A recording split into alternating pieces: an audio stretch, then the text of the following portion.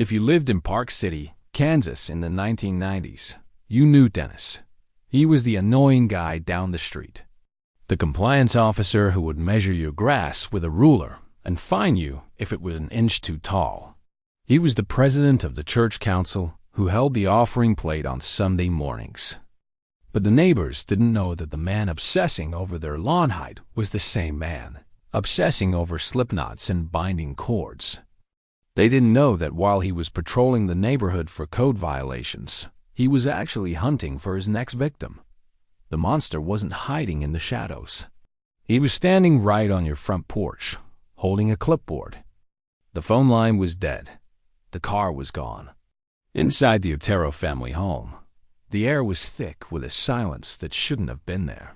When the older children came home from school, they expected to find their parents waiting. Instead, they found a scene so horrific, so calculated, that it would change police procedure forever. 4 bodies, bound, tortured, and completely helpless. There was no sign of forced entry and no motive. The killer hadn't stolen money. He had stolen their lives just for the thrill of it. And the worst part? He watched the police arrive from the shadows, and he was already planning what he would write in his first letter to the press. Most serial killers are caught because they make a mistake at the crime scene. A fingerprint, a hair, a drop of blood. But Dennis Rader was different. He wasn't caught because he was sloppy. He was caught because he was vain. After getting away with murder for 30 years, he got bored. He missed the attention. He missed the fear. So, he decided to send the police a floppy disk, asking them if it could be traced. He trusted them to tell the truth. That single moment of arrogance, a killer needing credit for his work, would unravel a 3-decade mystery in a matter of minutes. For 31 years, the city of Wichita was held hostage by a phantom. He didn't just kill, he taunted. He sent puzzles to the police. He hid poems in library books. He gave himself the moniker BTK, bind, torture, kill. The city was looking for a drifter, a madman, a monster living in the shadows. But while detectives chased ghosts, Dennis Rader was hiding in the last place anyone looked. Plain sight. He was raising a family, leading a Boy Scout troop, and even installing home security systems for the very people he was terrifying. Hello and welcome to Hidden Killers. Today, we aren't just looking at the crimes. We are dismantling the mask.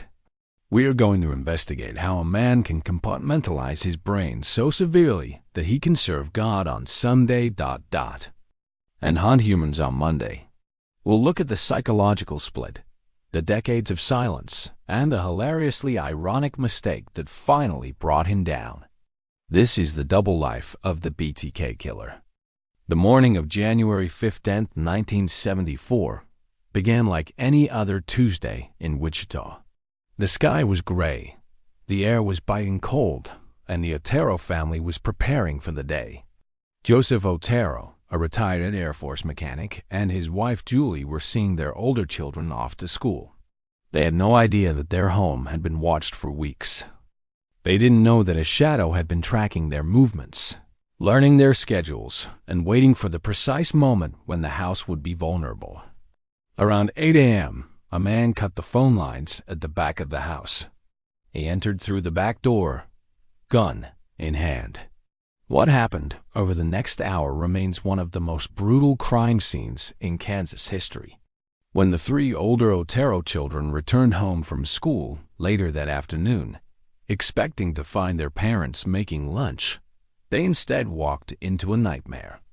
They found their father, Joseph, and their mother, Julie, bound and strangled. In the bedroom, they found their 9-year-old brother, Joseph Jr., and 11-year-old sister, Josephine, hanging from the pipes. The police were baffled.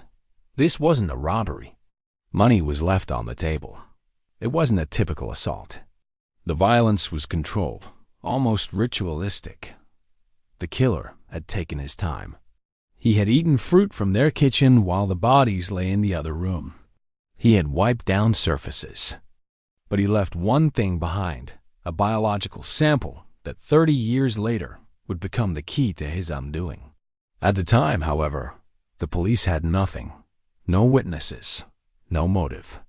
Just a slaughtered family and a city that suddenly realized no one is safe, not even in their own living room. The panic that swept through Wichita was immediate. Gun sales skyrocketed. Locksmiths were booked for weeks. The ghost had arrived. While the police were hunting for a drifter, a drug addict, or a madman, the killer was driving home to his wife. Dennis Rader was 29 years old.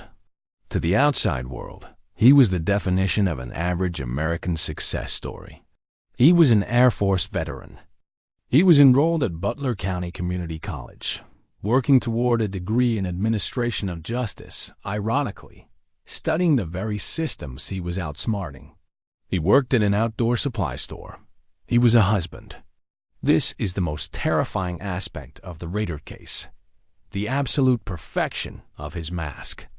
Psychologists call this compartmentalization. Rader could shut off the part of his brain that contained the monster and seamlessly switch to the part that discussed grocery lists and homework. He wasn't hiding in a cave. He was integrating himself into the fabric of society. Perhaps the darkest irony of this chapter in his life was his employment history. Shortly after the Otero murders, Rader took a job with a DT Security Services. Yes, the man terrorizing the city was the same man hired to install the alarms designed to keep him out. He spent his days inside the homes of terrified Wichita residents, recommending where to put motion sensors, checking their window locks, and reassuring them that they were safe. All the while, he was mapping their homes, noting their schedules, and feeding his fantasies. He held the keys to the city's safety in one hand and the weapon of its destruction in the other. He wasn't just living a double life. He was mocking his victims to their faces, and they thanked him for it. Rader didn't kill on impulse. He wasn't the chaotic offender who snapped in a moment of rage. He was a planner. He referred to his potential victims as projects. He would stalk a woman for weeks, learning her routine, checking for exits, and waiting for the perfect window of opportunity. He carried what he called his hit kit, a briefcase or bowling bag filled with pre-cut ropes, guns, tape, and gloves. In 1977, he focused on a new target, Shirley Vian. He forced his way into her home, locking her children in the bathroom before strangling her. Just months later, he targeted Nancy Fox. He cut her phone line, entered through a window, and waited for her to come home. The escalation here is crucial to understanding his pathology. With the Otero family, he was testing himself. By the time he reached Nancy Fox, he was refining his craft. He began to introduce more complex forms of bondage. He began to take trophies, driver's licenses, jewelry, and personal items that he could keep in a hidden box to relive the crimes later. This is a concept known as totemism in criminal psychology. The item holds the power of the victim. When Rader felt the urge to kill but couldn't risk it, he would take out these items and relive the memory. He later admitted that during this period, he felt like a super spy or a god. He believed he had the power of life and death. The chilling reality was that for the women of Wichita, a quiet night at home could turn into a fight for survival in seconds. Dennis Rader had a weakness, one that is common among narcissists. He needed credit. Silence was painful for him. He couldn't stand the fact that people were speculating about who killed the Oteros and coming up with the wrong theories. He wanted the world to know it was him. In late 1974, he placed a letter inside a mechanical engineering textbook at the Wichita Public Library. It was a confession to the Otero murders, describing details only the killer could know. But he didn't stop there. He wrote to the local newspaper, the Wichita Eagle. In this letter, he famously suggested nicknames for himself. He wrote, "How about the Strangler, the Psychotic, the Asphyxiator, or BTK, aimed. Torture, kill." It was a brand. Rader wasn't just a murderer. He was building a legacy. He demanded media attention. When the story started to fade from the front page, he would call the police or send a poem. One poem, titled, "Oh, Death to Nancy," was a twisted parody of a nursery rhyme. He was playing a game with the detectives, taunting them for their incompetence. This relationship with the media is what fueled him. He treated the investigation like a sport. He would later say that he felt a rush seeing his chosen name, BTK, on the evening news. It validated his existence. He wasn't just Dennis the electric company worker anymore. He was a phantom celebrity. This need for attention would eventually be his downfall.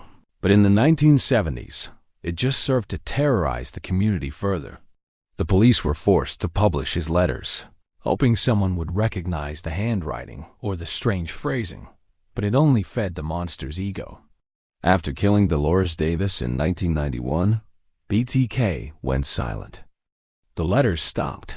The bodies stopped appearing. For over a decade, the city of Wichita began to heal. A new generation grew up knowing BTK only as a boogeyman from their parents' stories. Police theories began to shift. Had he died? Was he in prison for another crime? Did he move away? The truth was far more disturbing. Rader hadn't left. He had just successfully sublimated his urges. He was getting older. The physical act of wrestling and overpowering victims was becoming harder. So, he turned to autoerotic activities. He would dress up in women's clothing, bind himself, and take photographs. He engaged in what he called stalking potential victims, tracking them, but never striking. During this dark period, Dennis Rader became a pillar of the community. He became a Cub Scout leader, teaching young boys about survival and ethics. He became heavily involved in the Christ Lutheran Church, eventually being elected president of the church council. He was the man counting the donation money. He was the man organizing the church picnics. It is chilling to realize that during the years when Wichita thought the monster was gone, he was actually more integrated into the community than ever. He was shaking hands with the very people he had terrorized. This period proves that serial killers don't always burn out or get caught. Sometimes, they just retire to a quiet life of suburban hobbies, keeping their secrets locked in a filing cabinet in the shed. While he wasn't killing, Dennis Rader found a new way to exert control over people: bureaucracy. In 1991, he was hired as the Park City Compliance Officer. This job gave him a badge, a uniform, and a legal authority to harass his neighbors, and he loved it. Neighbors recall Rader as a petty tyrant. He was the neighbor from hell. He would drive around the neighborhood with a ruler, measuring the height of people's grass. If it was half an inch over the city ordinance, he would issue a citation. He would hunt for stray dogs with an intensity that disturbed people, reportedly using a tranquilizer gun with glee. One woman recounted how Rader cited her for having her car parked an inch too far onto the sidewalk. Another neighbor fought with him over a fence height. He was rigid, unyielding, and aggressive. Psychologically, this makes perfect sense. Rader was a narcissist who craved dominance. When he couldn't get that dominance through murder, he got it through municipal codes. He was still binding people, but now he was using red tape instead of rope. He was still torturing them, but now he was using fines instead of knives. It satisfied the same itch, the need to make someone else feel small while he felt big. It is a terrifying thought. The serial killer channeling his rage into the role of a homeowners association president. By 2004, Dennis Rader was 59 years old. He was looking toward retirement. But then, something happened that pricked his ego. The Wichita Eagle ran a retrospective piece on the 30th anniversary of the Otero murders. The article implied that BTK was a relic of the past, that he was likely dead or had been imprisoned. It dismissed him. Rader was furious. He felt erased. He couldn't stand the idea that the world was forgetting his masterpieces. So, he made the fatal decision to resurrect BTK. He began leaving packages around the city. One was found in a park, another in a Home Depot parking lot. These packages contained cryptic puzzles, sketches of victims, and the terrifying admission that he was back. He claimed responsibility for the 1991 murder of Dolores Davis, a crime that had never been officially linked to him. The city of Wichita was plunged back into fear, but the police were different now. In the 1970s, forensic science was in its infancy. In 2004, the police had DNA technology, surveillance cameras, and digital forensics. Rader was a predator from the analog age, stepping into a digital trap. He thought he was playing the same old game, but the rules had changed, and he was too arrogant to notice. The downfall of Dennis Rader is one of the most bizarre moments in criminal history. In his communications with the police, Rader wanted to send his messages digitally to save time, but he was paranoid about being traced. So, in a letter, he actually asked the police, "Can I communicate with a floppy disk? Is it safe?" Be honest, the police saw their opening. They placed a classified ad in the newspaper responding to him saying, "Rex, it will be okay." They lied. They told him a floppy disk could not be traced. Rader believed them. On February 16, 2005, he mailed a purple floppy disk to a local TV station. Police immediately seized it. They didn't need to trace the physical disk.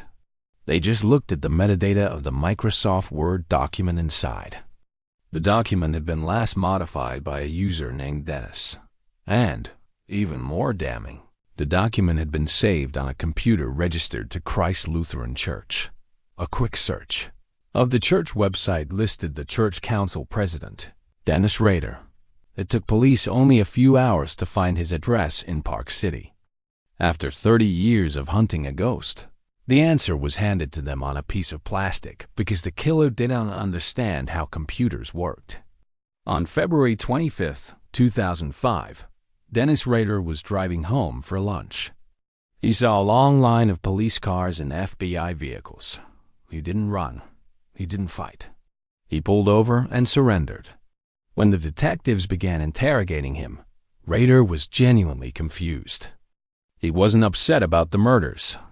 He was upset about the lie. One of the first things he asked the detectives was, "Why did you lie to me about the floppy disk?"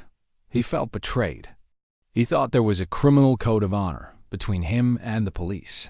The shockwave that hit Park City was nuclear. His wife of 34 years had no idea. His 2 children had no idea. The members of his church, the people whose grass he measured, the Boy Scouts he led, no one could reconcile the 2 men. When police searched his home, they found the Batcave hidden floorboards where he kept the Polaroids of his victims, the hid kits, and the trophies. He had been sleeping on top of the evidence for decades. The man who sat in the front pew at church every Sunday had a collection of bondage gear hidden beneath the floor. The mask was finally ripped off, and the face underneath was banal, pathetic, and utterly evil. If you want to understand the true nature of psychopathy, you have to watch Dennis Rader's confession. On June 27, 2005, he stood before a judge to plead guilty to 10 counts of first-degree murder. Most killers let their lawyers speak. Rader wanted the microphone. For hours, he described the murders in excruciating detail. But he didn't speak with remorse or sadness or even anger. He spoke with the tone of a man describing how to build a deck or fix a leaky faucet. He used terms like trolling for victims and putting down the project. He corrected the judge on minor details. He was proud of his work. Dennis Rader is currently serving 10 consecutive life sentences at the El Dorado Correctional Facility. He will never leave. But he left a scar on the American psyche that will never heal. He destroyed the myth that you can spot a killer. He taught us that the monster isn't always a drifter in a van. Sometimes, the monster is the man complaining about the neighbor's dog. Sometimes, the monster is the church president. He wanted to be famous. He wanted to be feared. He got his wish, but not in the way he hoped. He's remembered not as a criminal mastermind, but as a petty, bumbling narcissist who is outsmarted by his own vanity. Sleep well, and lock your doors. Dennis Rader is currently locked in a solitary cell for 23 hours a day. He is no longer the president of anything. He's just inmate number 0083707. But while he is locked away, the question he planted in our minds remains free. We like to tell ourselves that we would know a killer if we saw one. We think we'd spot the crazy eyes or the strange behavior. But Rader proved us wrong. He proved that evil doesn't always hide in the dark. Sometimes it stands in the light, wearing a tie, holding a clipboard, and smiling at you from across the fence. The scariest part of this story isn't the ropes or the knots.